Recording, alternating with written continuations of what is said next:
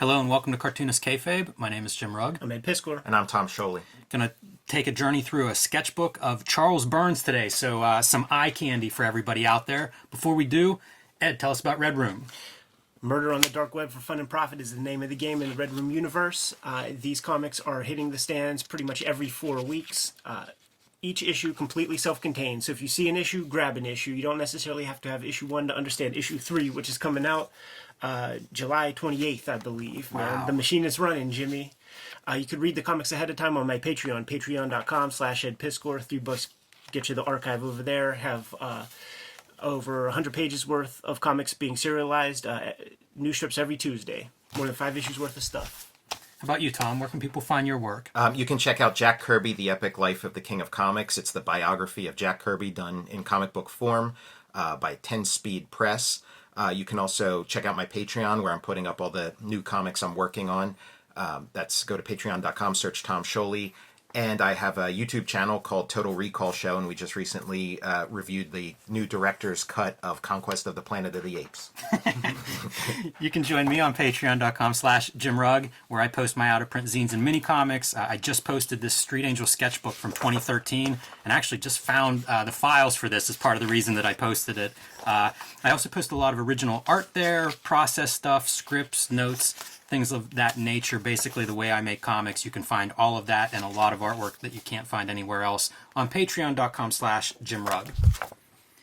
But we're here today to basically enjoy Charles Burns art. I'm a huge fan. I can't remember exactly where I picked this up, probably SPX. Burns would do a lot of, I think he's big in Europe, so he would do a lot of these books that come out by a French publisher, and if you're lucky, you come across one because they aren't always easy to find and they're expensive on the aftermarket. But this one, there were 1,000 copies printed of this, and the gimmick for this book is his daughter was taking piano lessons, and he would sit there and try to figure out something to do, and he couldn't really, he struggled to concentrate, he couldn't work on his own comics, so he stumbled onto this thing where he was taping down like a photocopy or an image on the left side of his sketchbook, and then drawing it on the right side. And all of these are cataloged in the back. There's an index so that if you see an image and you're like, what issue of Dirty Plot is this from? That's written down in the back. But it's kind of fun to see him essentially studying other artists. And I figured we'd just kind of flip through and enjoy this, see what you recognize, what you don't. Julie Doucette, Dirty Plot, one of my favorite comics out of that alt-90s scene. But then anyone who knows Charles Burns knows he's into those 50s genre kind of comics. So you'll get that stuff too. Sometimes you get Burns doing himself. It's a pretty wide spectrum of what he's copying, and then also how much he's copying it, and where his own hand comes in. So, Yeah, I rarely do any of this kind of thing, like the copying, but the few times I have, I get so much out of it. I really should do it more. It's copy Bob signature. it's one of those. It's how we all start, and for some reason you just drop it off. I feel like a part of it is ego, where you're like, I need to figure out how to draw my own stuff. But you really do learn a lot of stuff from copying other artists. Yeah, no doubt about it. And, like art schools all do that. Often it's in a museum or something, the stuff that you're copying. But that idea of artist copying is something that goes back through time. Like it's always been a part of most art practices, and especially art development and art ed. And like we talk about like the power of like being a lifelong student. And it's like, Charles Burns wasn't too proud, well into his career to like, do this kind of thing. So there's a lesson. It's fun seeing him doing contemporaries like a Dan Clowes. I guess that's Lloyd Llewellyn, probably. I don't think that's 8-Ball. Oh, no, you know what that is, man? Blab? Blab, yeah, with the typography, for sure. Doing himself here, and a very different interpretation of that sketch. One thing I absolutely adore is that, a sketchbook generally, that can imply a loose hand, but he can't allow himself to do something like that. Yeah. These are pretty crisp images. And some of the stuff I don't know. I think this might be from Steven. Yeah. But it's so funny because once you get back into, say, 50s funny animal comics or some of the, Golden Age and Silver Age stuff that I just don't know, it's really hard to distinguish a panel from who knows what, a cartoony 90s artist. Like this, I think, is Burns, but I was also looking at it and thought, like, it's very Clive Barker-esque, too, if you've ever seen some of his black and white pen and ink kind of work. It's fun, too, seeing him doing stuff in pen. Yeah. Not just I guess brush pen is probably what a lot of the brush stuff is in this book. I can't imagine he's hauling like an inkwell out to the to the recital hall. You know, I have no idea who that is. Yeah, it's S. Clay Wilson. Oh, really? Oh, okay, I was going to say it looked like a black and white explosion kind of. Yeah, it could be any of that stuff, right? Underground. It could be some old horror weird thing. It could be like a European. There's a wide range of where this stuff's coming from. Like this looks like coming from a Japanese magazine. Vinyl toy. He has that wing of his career, by the way, like the weird vinyl toys. It always kills me that I never picked those up. Phantom used to have those, and now they're just impossible to find. And I think they're really cool, but was not buying toys at the time, or now for that matter. But I'd do a mulligan on those if I had the chance. Not sure what that's from.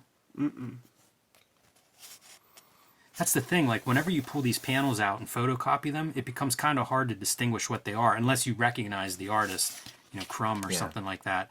It becomes very hard to know exactly what you're looking at. It reminds me of the comic art in the studio book where they show his dad's like clippings of comic strips, you know, just like pieces of comic strips, right? Profiles, headshots, stuff like that. Some of these might be in there actually. Yeah, as it could examples. be. It really feels like something that would grow out of that kind of a collection. Is it like vintage Walt Kelly? I don't know. Have to check the back. And then he does this where he there's a couple of these drawings that he'll do again and again where he's like Xerox of a Xerox of a Xerox, where now he's drawing based on his drawing, and it becomes, you know, it's almost like, you know, whisper the secret in the ear and go around the room and see what comes back. Like 3 or 4 versions later, you have no recognition of what the original drawing would have been. That is awesome. I have no idea what that comic is. It's almost like a Gilbert Hernandez or something. That left side. This one's pretty famous because I think it went on to be an SPX annual cover. Yeah. So you can see where that came from. That's fun. That's a pretty good a morph as well. You know, like whenever he deviates from the original drawings, it's fun too. But like, what is this? Mm-hmm. That looks like bizarre. Eisner water. Yeah, it's probably it looks like an old comic to me, but a very strange one.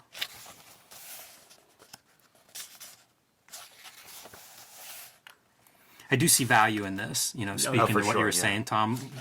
I look at like some of the folds and things, and it's stuff that I would never know how to draw. And it's like, why not find that guy in the suit that looks good, or the car that is impossible to model? Yeah, that's it's a different the kind way of to do reference. Like the one I can remember was like a Dan DiCarlo and drawing roller skates, and it's like, oh yeah, roller skates, cool.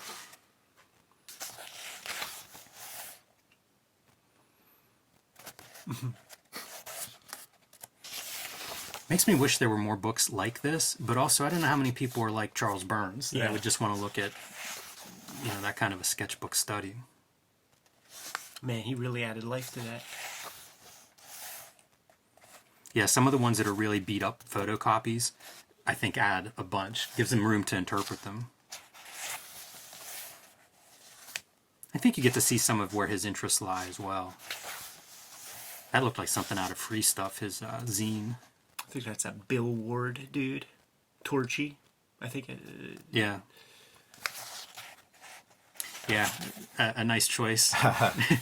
Giving her the hatchet. You know, and you don't know where your stories are going to come from, so sometimes you just got to like prime your subconscious, and this seems like a really good way to do that. I think a lot of filmmakers and some of these cartoonists work that way, where, you know, you start with an image and you build your story out from there. That's another one of those kind of Clive Barker-esque scribble sketches that Burns does. It's neat to see his style here because it never gets published. Yeah. This kind of scratchiness.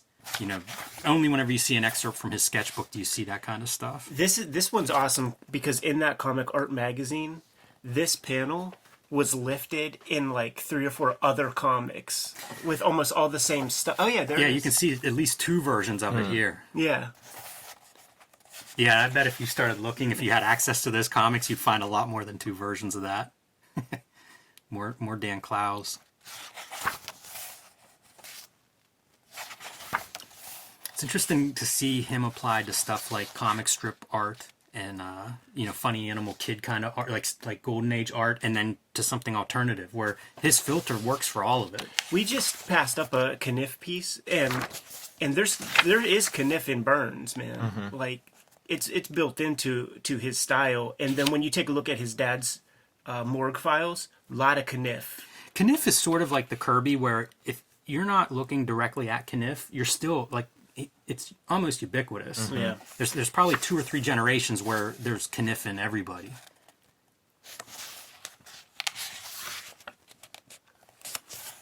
Another one of those multiple panel. It's a grand tradition. Although that looks like him. Like, Yeah. I bet that comes from a sketchbook where he did a quick study and then did a bigger study. That's a pretty different style. It's like his early period. Like when you take a look in the earliest kind of raws or like those collections of his stuff that shows the coloring books he made in the 70s. He uses that deadline.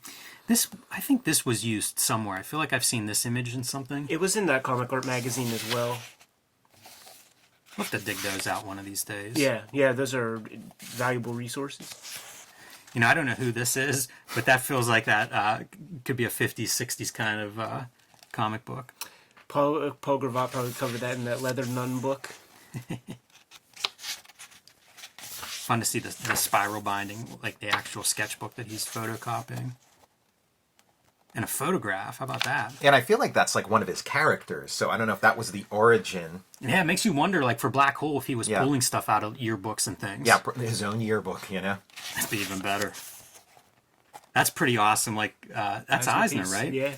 The lighting's so good. Makes me wonder, like, what makes him pick an image. And there's quite a variety, so I'm sure there's different stuff for all of it, but... Rob Liefeld.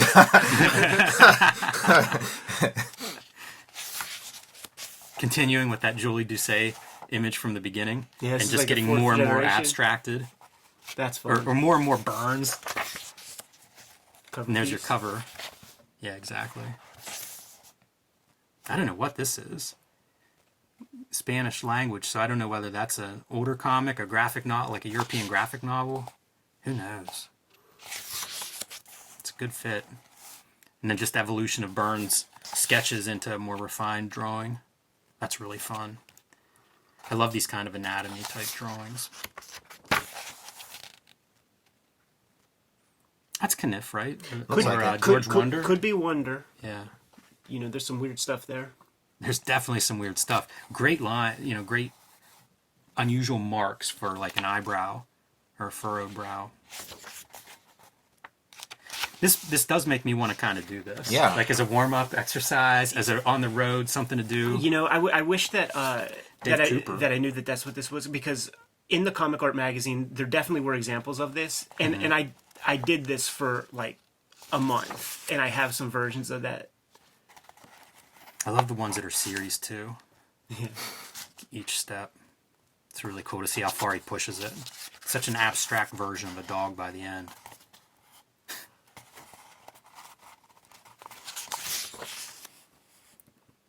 I mean, like that feels like an old Golden Age comic. Yeah, Jay Disbrow or somebody. Like a pre-code horror comic. Look how strange that jawbone is. Yeah. It's pretty consistent. Yeah, there are a couple things, man. There was some interesting drapery on some of these guys that he was drawing from the old comics. That has to be a weird piece. I notice it sometimes whenever, like if I'm inking something, even if it's my own thing and I haven't worked out the pencils underneath, and it's like, what is this line supposed to be? Found photo. And then, like I said, here's your list of source material for all of that stuff. So, kind of a cool book. Like I said, I would love more of these kinds of things. You know, I'd imagine like any of my favorite cartoonists, if they did this kind of exercise, I'd be interested in taking a look at it for both their drawing, but also just seeing like what kind of images attract them and you know draws them to those images. Yeah, heck of an exercise. Nice There's- book too. He's such a precise artist. It's not like we're going to get thousands and thousands of pages worth of Charles Burns comics, so you get it in where you can fit it in. Super happy to look at this. Good to go, guys? Yep. Kayfabers, like, follow, subscribe to the YouTube channel, hit the bell. We'll notify you when new vids are available. Jimmy, what's out there? Patreon.com/JimRugg. You can download my out-of-print zines and mini comics. You can see my original art, scripts, notes, and basically the process, how I make the comics I make at Patreon.com/JimRugg. Red Room Comics in the Wild, Murder on the Dark Web for Fun and Profit. 2 issues on the stands as of today, but the third one's coming out within a couple of weeks. Every issue completely self-contained. Get them at your local comic shop, pre-order them from the Fantagraphics website, or you can read the comics on my Patreon, patreon.com/edpiskor. $3 for the archive there, and there are well over 100 pages worth of comics up there right now. Jack Kirby, The Epic Life of the King of Comics, Fantastic Four Grand Design. Check out my Patreon and my YouTube channel, Total Recall Show. You can subscribe to the Cartoonist Kayfabe e-newsletter at the links below this video. You can also find Cartoonist Kayfabe t-shirts and merchandise at the links below this video. All right, man, let's go get our Raphael brushes locked and loaded. Give them the marching orders. We'll be on our way, Jimmy. Make more comics.